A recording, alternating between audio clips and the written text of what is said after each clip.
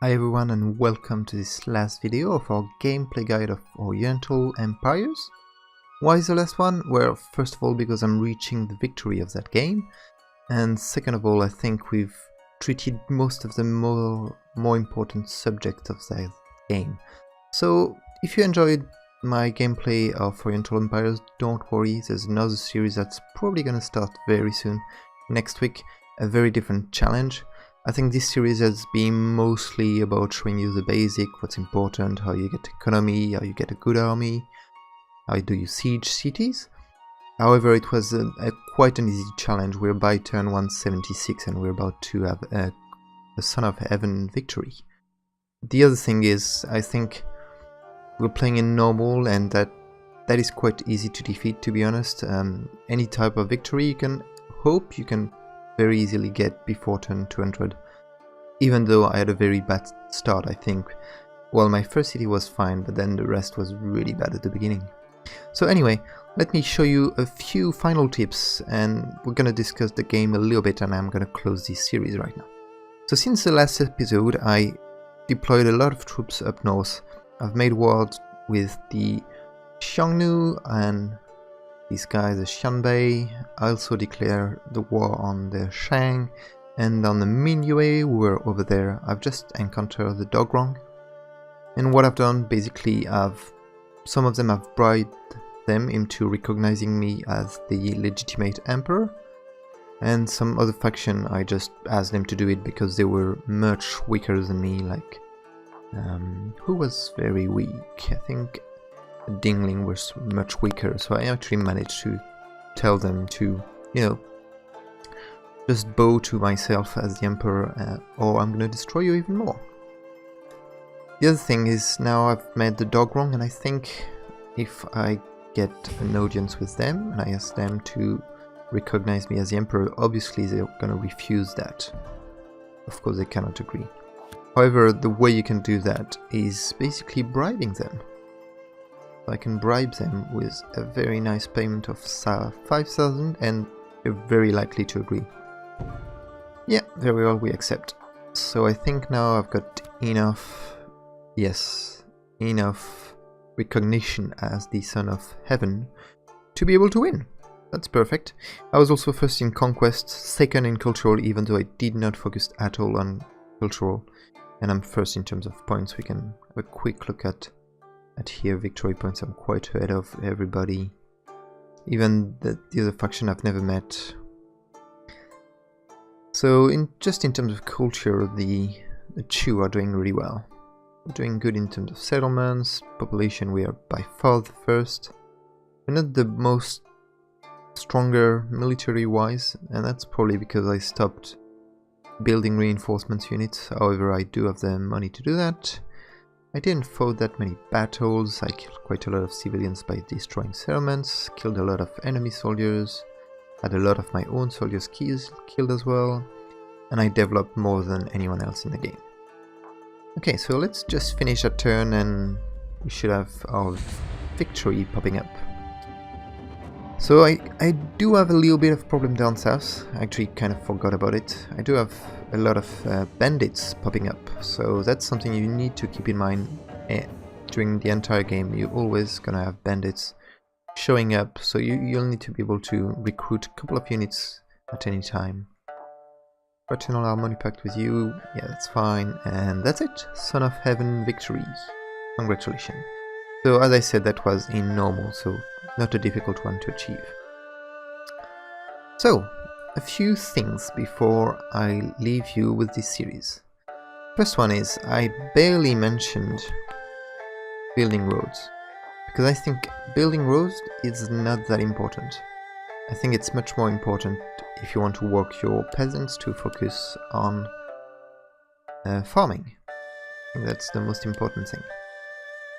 Building roads is good because it increases trades and your units will walk faster, so if you need to reinforce your capital or anything, you probably want to build roads. If you want to link two roads and two cities and increase the trade, you also can build roads. But that's kind of the least priority you should focus on. And actually that's the roads one. City buildings. So in my capital I built pretty much everything. The only thing I haven't built right yet is the armor factory and the foundry, which actually we're gonna build. I actually want that to be built because I want to show you the guard halberds and guard cavalry.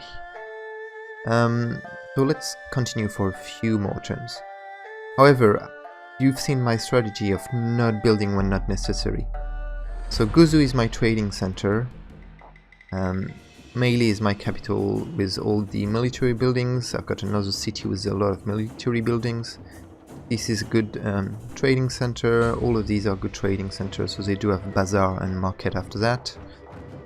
And yeah, then I conquered a lot of cities up north, but I didn't do anything with them because it was kind of pointless at that point. Okay, a few things happened. I'm not gonna worry too much. I just want to build and show you the new units. I also want to talk a little bit about technology, so we are gonna look at that very soon. My positioning was okay, but I wish I could settle a city here. That would have been much better for all the trade over there. That would have connected all of my cities much earlier. I would have better income. My income is decent, is more than enough for what I want to do. It can get even better at some point, but that's gonna be later on. The Dongi, welcome. And yeah, more battle going on. I might actually start recruiting some units. So in terms of units, I got the do or die convicts, and I got them because I passed an edict for that. I'm actually gonna get these guys. Yeah, so I'm building a literal army here. I'm just gonna fight there and make sure my leader doesn't die. So leader, you are cancelling the move. Let's do it like that. Okay.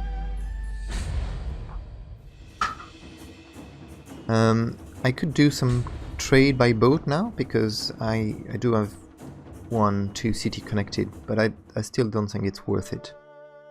The cities are very far away, so any trade I would do would be bad. The other thing is I don't have any sea or any lake, so there's no naval unit I can build, even though I do have the faction that is good for naval units. We're making that fine. Foundry built in Meili, that's good. And now we can move on. We will be able to do a swordsmith as well, so a lot of stuff's going on. But first, let me show you this one. Okay, I think we kinda defeated. No, we actually lost against the bandits. The bandits late game, even though they seem rubbish, they're really good, and I actually not sure why. It feels very strange. So let's have a look. So as you can see, everybody is recognizing me as emperor. That's the diplomacy screen. Let's quickly talk about technology and what you can get in the late game. So I've got pretty much everything. I think it's quite important to focus on these ones if you want to get a good economy. So that drain marshes will let you drain marshes and then build farms on top of it. In the late game, you do have this one which increase value of trade by 40% total, so obviously really good. And actually 60% total. And then I would say probably you want to focus on this one because there's like heavy artillery, you're gonna make a ton of damage with that. The rockets are quite good, and the trebuchet for sieging is really good. If you want to play defensive, you'll have to get the brick face tool. That would force your enemy to actually get these kind of technologies to break your walls. In terms of craft, the craft will get you more money, so I think you should try to focus on one type of trade and go deep in that road. For example, iron and steel, you can get increased by 50% here, 100% here, 50% here, that's 200%, that's just gigantic.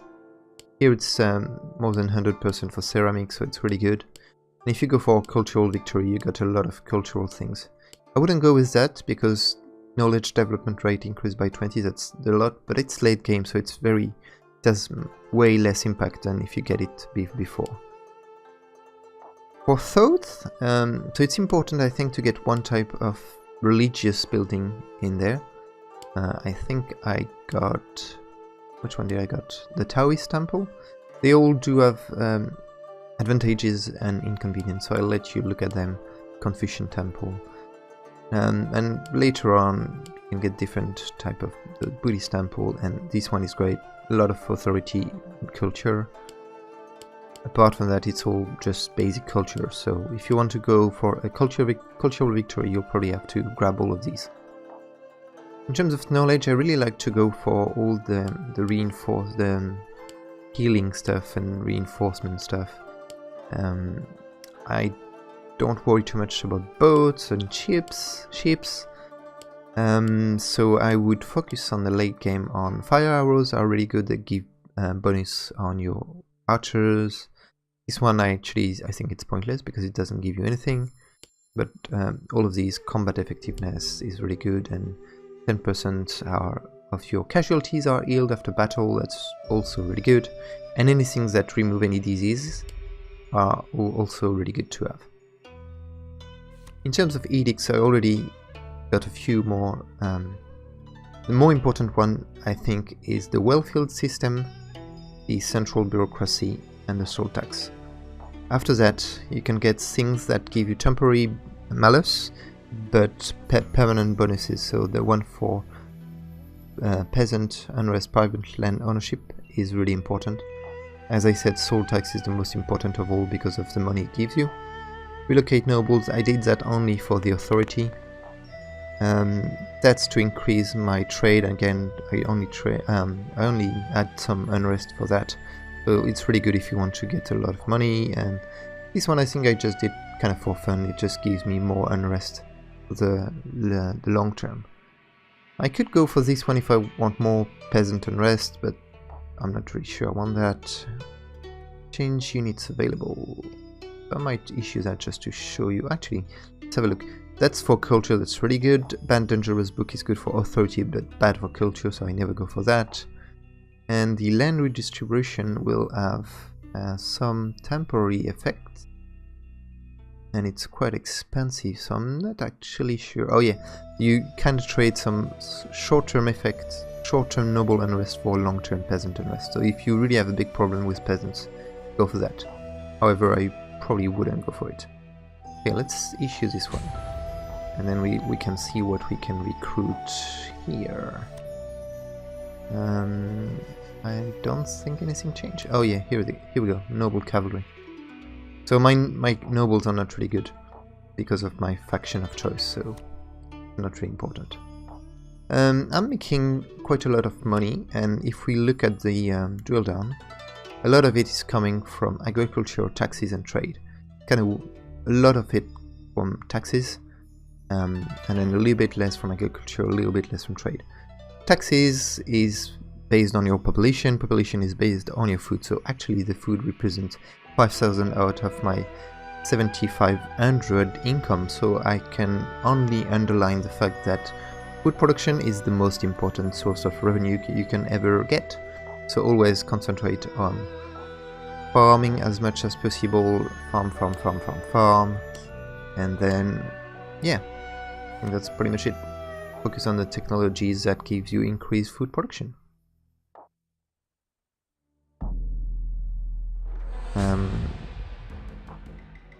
So what else can we discuss? I think I didn't go into too much detail about all the different stats of all the different units. I might do a separate video on that if you actually want me to. Just leave me a little comment. I'm ready to, I'm open to any suggestion. And we still have some bandits around there. Quite annoying.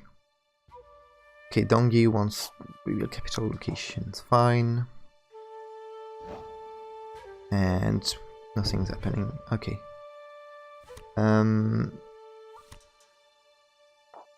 Nothing else to mention about that. Maybe we should look at the advisor. Is kind of interesting to look at. She gives you good advice in the early game, and I mainly use her as a reminder if I've got high unrest. So I just loop through all my cities and see if there's any issue anywhere, and she will tell me. So in the late game I like to keep a core number of cities that I'm going to develop quite a lot. If you look at what I've got, I do have these 1, 2, 3, 4, 5 massive cities with the biggest settlement you can hope for. My leader died, fantastic.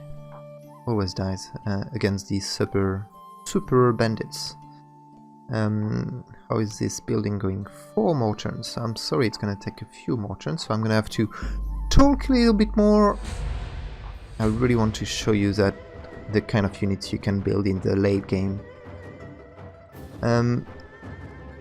So I kept a few cities over there. The first reason was I wanted extra population, so I made sure that I got some cities with quite a lot of population. It's also because it lets me recreate a few units as reinforcements, especially because I've got a lot of fighting that was going on up there. So the next thing I would actually do in that game, if I was to continue trying to destroy everyone, would probably be to clear the land over there and build more cities around there, so that I can have an even better reinforcements over there. I always like to focus on trade as well. I like to build the correct building at the correct time. In terms of natural resources, I got silk here, and it's called mulberry, and that gives you extra silk. I got, I think it's a copper mine here, and another one here. However, I didn't take advantage of these ones. I could have done so.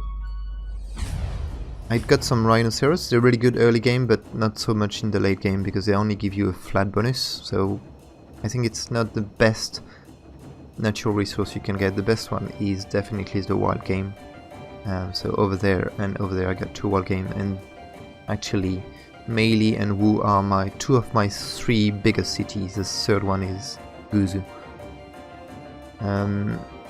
What else?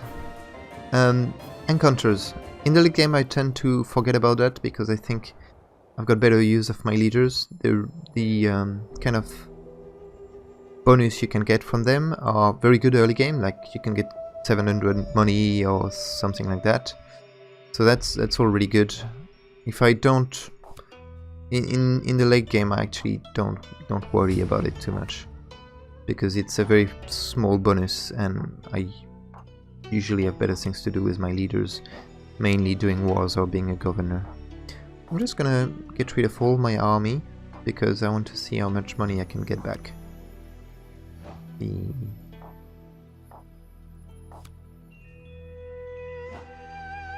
So in the meantime, I'm gonna say that I hope you enjoyed that video. I think I probably made a few mistakes, so if you spotted some mistakes, please let me know. I'm always happy to listen to some feedback and incorporate it in my future Let's Play. That next Let's Play is probably going to start, let's say, in a week time, and it's going to be a very different challenge. A little bit less talking, a little more action. So as you can see, my income has increased quite a lot, so I'm pretty pleased with that. And I finished my armor factory, which I think now lets me, not here, will let me recruit more units in my capital. How do you like the game, by the way? Do you think it's nice? So I'll give you my opinion on the game straight after I show you finally the new units I can get, the palace troops. So these guys are the most expensive units I think you can get. Well, not exclusively as a group, but they probably have the best stats. As you can see, they've got good morale, great movement, fantastic armor, fantastic defense, and great attack. So I can recruit a few of these guys, and I should be able to tackle these guys finally. So let's see how it goes. So I like the game very much. Sorry, the camera goes crazy all the time. I really like that game. I think it has a very good... I like the flavor of the game. I like the fact that it's... Look at my nice little horsemen that are not doing much against the bandits. Okay, yeah, charge! They're pretty cool. So, I love the game. I love the fact that you can actually zoom on the map and look at it like that. Ooh, I lost a horseman. These bandits are so powerful. I like the fact that the whole game has different steps and it's not too much boring. A lot of 4Xs can be boring in the mid to late game. I think because of the size of the map, it's much more interesting and you've got different things to focus on. It's very different as well because you have to cherry pick the buildings you're gonna have to build, so that makes it very different from other games you would normally play as a 4X. I love the setting in old China. I love all the buildings, all the historical accuracy. The other things I really like is there's a little bit of micromanagement, and it's important to do so, but you don't actually need to micromanage too much. I feel you can leave it a little bit to the AI if you want to. So I had a clear victory even though I suffered some losses, so I'm pretty happy about that. Okay, last thing I'm gonna say is what I didn't like about the game. So what I don't like is that sometimes the end of the turn, especially towards late game, took a very long time to process, and it can be quite annoying. I tend to be a little bit bored by the late game. The other thing I'm not really sure I like is the fact that it's, for me, way too easy to achieve the cultural victory. Because of all the... and I didn't focus at all on it, and even though I got 4th in cultural victory, I was 2nd at some point. The reason I think is these buildings that gives you a cultural point cost pretty much nothing if you've got a decent economy, and you can get so many cultural points by like that. That's one thing I don't really like. I think the different victory conditions can be a little bit more balanced. Alright, I think that's gonna be the end of this guide. If you enjoyed the guide, I would really appreciate a little comment. If you want me to do other videos as well, please let me know. And I'll see you probably in my next Let's Play of Oriental Empires. See you soon.